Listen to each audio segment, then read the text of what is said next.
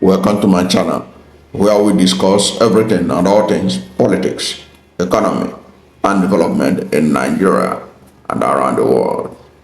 There is an outrage in Ebonyi State, a state that is predominantly Christian, or you can even call it a Christian state, that is spending over 500 million naira on 2025 Hajj. When you hear that, it means Muslim pilgrimage to Mecca. That's what we're going to talk about in this video, because some Ebonyi people have protested against their government's spending of state resources to fund religious tourism, be it for Muslims or for Christians. And in this particular case, why many people are curious is why Ebonyi State, a state in the southeast, will be spending such a huge amount of money when there are other challenges in that state to sponsor or to subsidize pilgrimage to Mecca. That's what we're talking about in this video. And if you're new to my channel, you have not yet subscribed to my channel, please subscribe to my channel, hit the subscription button, hit the notification bell. When you subscribe to my channel and hit the notification bell, anytime I have a new video, you'll be among the first to know. God bless you. Now, I understand that even in Kano State, in northern Nigeria, they have some indigenous Christians. I understand that even in Katsina State, they have indigenous Christians.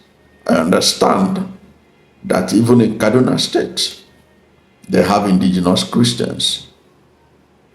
Now, you hardly hear about those states, these states I mentioned, sponsoring Christian pilgrimage, because they were predominantly Muslim states. How then do you have a state like Ebonyi spending 551.5 million allegedly subsidizing Hajj pilgrimage to Mecca in 2025? Can you see that kind of thing happening in Kano?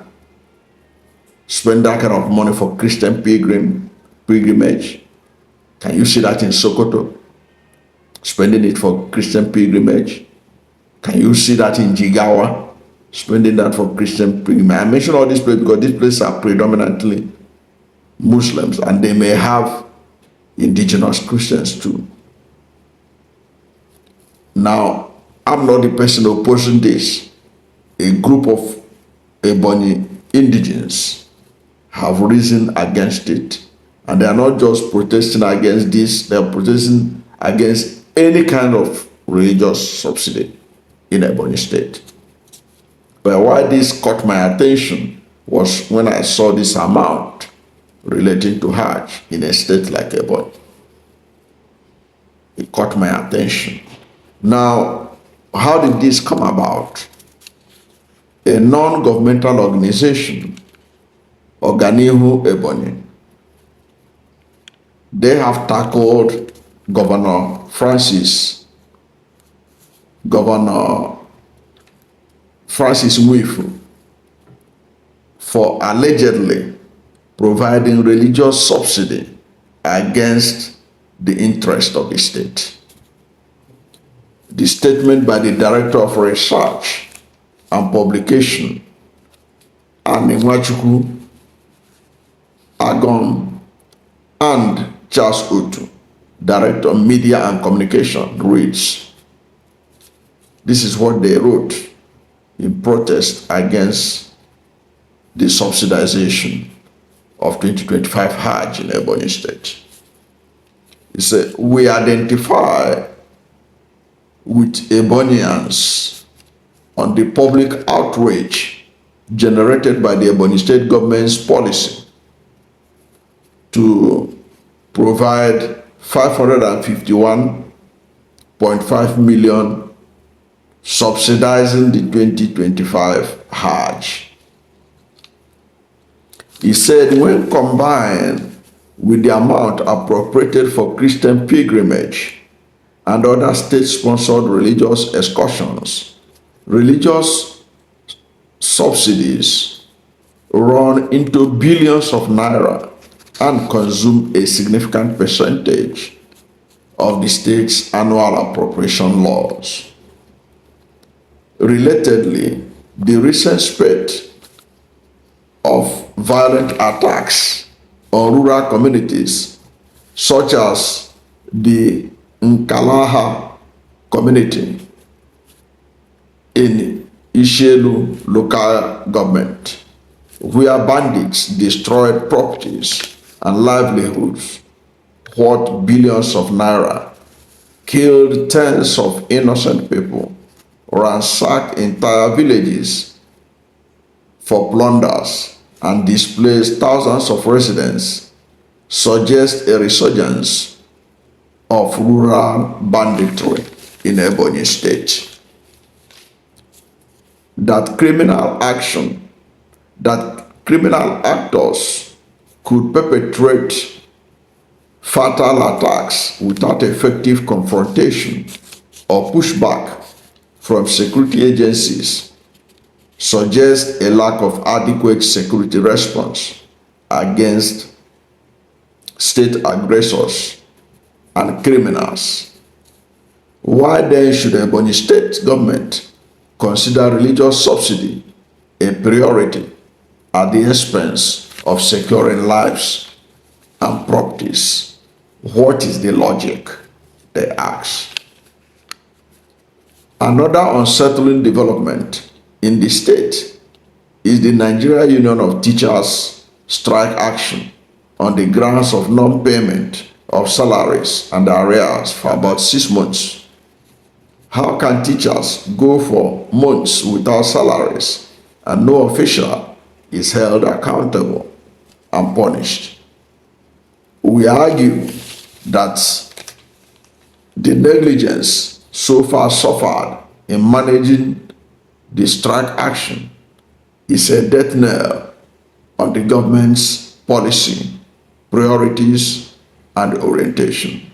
Again, we approximate this negligence as economic sabotage. End of quote by Oganihu Ebonyi. Now, what did you understand by this? It means that Oganihu Ebonyi is saying, look, you are a government that's supposed to take care of the welfare of the people, but you are subsidizing Hajj, you are subsidizing Christian pilgrimage that costs billions. Meanwhile, people are being killed in Ebonyi State. Security agents couldn't stop them.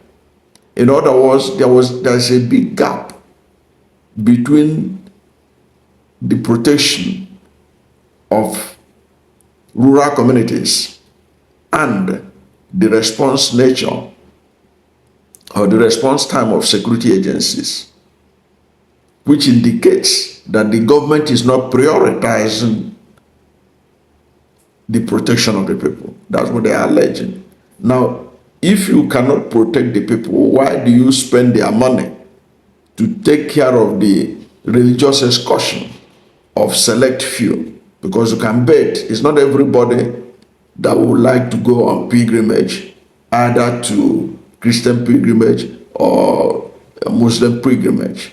It is those who consider it valuable, and those people should be in a position to provide their own transportation, to provide their own accommodation or whatever that is necessary to make it easy for them to participate in that religious activity. But that people are dying in that state, and people are not, the government is not responding from what they are alleging. It shows that the government is not prioritizing the interests of the people. Basically, that's what they are talking about. How do you spend 500 $551.5 million at the present state of the Nigerian economy to sponsor people, to subsidize people to travel for Hajj. And this Oganihu Ebonyi is saying they also sponsor Christian pilgrimage to Jerusalem or wherever. And when you combine this, they run into billions that are spent for this. And Oganihu Ebonyi said this is not right. They are calling out their governor that they don't want this kind of thing, that their money should not be used to be funding Hajj, to be funding Christian pilgrimage. Because if you look at it, if they can spend, given that Ebonyi is not known to be a Christian state, not known to be an Islamic state, okay, and they can spend up to 551 million for Hajj, then you can imagine what they will spend for Christian pilgrimage. And when you combine it, what it represents in terms of the core need of Ebonyi State. And they also reference what is happening in the education sector. Teachers have been on strike for 6 months over unpaid salaries. How do you situate this? That a state governor or a state government will not prioritize the education of their children, because education of the children cannot be effective without taking care of the welfare of the teachers themselves. No teacher can teach effectively with empty stomach. No teacher can survive for 6 months and be an effective teacher without his salaries. Now, Oganihu Ebonyi is saying that teachers have been owed salaries for 6 months, but their government is budgeting 551.5 million for Hajj 2025. What does that indicate? What was the message being sent out there? It means that the government of Ebonyi, from what these people are saying, prioritize the interests of the few who goes on Hajj, who goes on Jerusalem, for those who go for Christian pilgrimage, at the expense of the education of the Ebonyi child. This is indeed concerning and troubling. I don't know what to think about this. What is your position on the Ebonyi State spending 551.5 million for Hajj 2025? Do you think that a state like Ebonyi should make that its priority, or it should have left Hajj operation for Ebonyi indigents who want to go to Mecca for Hajj to go there on their own money without any subsidy from government? Because that ought not to be the priority of the state that is under siege in terms of insecurity in rural communities, that teachers' salaries have not been paid. What is your position? Let's hear from you at the comment section. Thank you for watching this video. And if you are new to my channel, you have not yet subscribed to my channel, please subscribe to my channel. Hit the subscription button, hit the notification bell. When you subscribe to my channel and hit the notification bell, anytime I have a new video, you'll be among the first to know.